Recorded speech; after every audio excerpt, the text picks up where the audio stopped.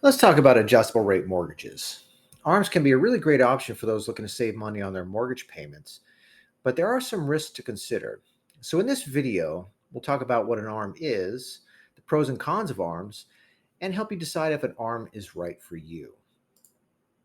So, what is an ARM? Well, it's basically a mortgage loan that has a fixed rate period that only lasts for between 1 and 10 years, with 5 year, 7 year, or 10-year fixed periods being the most common. The payment is calculated over 30 years, just like a 30-year fixed rate loan.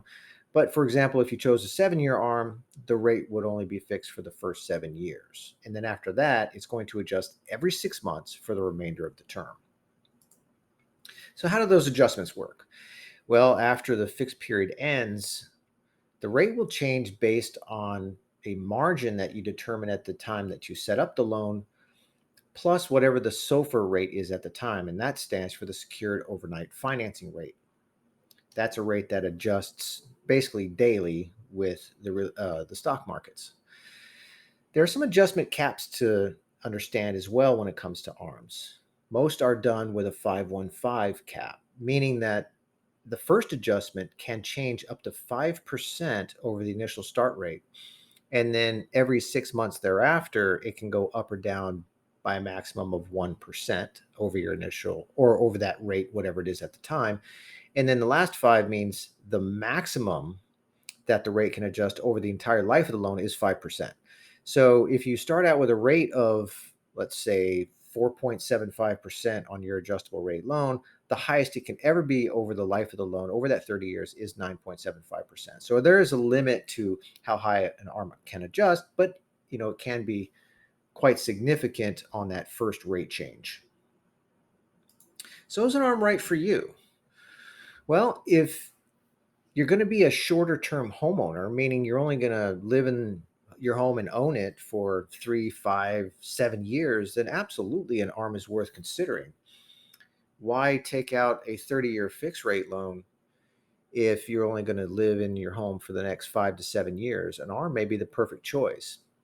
Consider your future budget as well. If you believe you may have trouble making the payments if the rates do start adjusting after the fixed period ends because you keep your home longer than you anticipated, that's something that you'll want to plan for. Also, consider your risk tolerance. If you are comfortable taking on the risk of holding that loan once the fixed period ends, an ARM may be a good option for you. In order to mitigate this risk, though, choose an ARM with a longer fixed period. That's why the 5, 7, and 10-year ARMs tend to be the most popular these days, just because 7 or 10 years is a pretty long time to hold on to that loan. So, what are the pros and cons of an ARM? Well, the pros are that the initial fixed rate for the term that you select can be anywhere from 0.75% to 1% lower than a 30-year fixed. So with 30-year fixed rates in the low sixes right now, you can get an ARM in the low fives, which can be a significant savings for you. Also, you can have the rate fixed for up to 10 years. 10 years is a long time to see what happens in the market and give you the opportunity to perhaps refinance to a lower fixed rate period or a lower fixed rate if the rates do decline over that initial fixed period. Well, there are some cons involved as well, of course, and that is that the rates can change as much as 5% over the initial start rate on the first rate change. Also, it may be a little bit more difficult to qualify for an adjustable rate mortgage. So even if the rate is in the low fives, in many cases, you'll have to qualify for a rate that's in the high sixes or even around 7%. So if you're getting a 30-year fixed loan, you qualify at the note rate, which is, let's say, 6.25. But if you're getting a 5.25% ARM, you may have to qualify for that loan as if it were a 7% rate. So it can be a little bit more difficult to qualify. Also, the ARM isn't really intended for folks putting a smaller down payment. You'll typically need anywhere from 10 to 20% down at a minimum, depending on the lender, in order to get one of these really good ARMs. So it's definitely much more so for those with larger down payments. If you're a second home buyer or an investor, it's definitely a great product over the 30-year fix because the rates are so much better. So, when making the decision between an ARM or a fix, consider your financial goals and your risk tolerance. If you plan on staying in your home for a shorter period of time and you're comfortable with the risk of an ARM, it is definitely a great options to consider.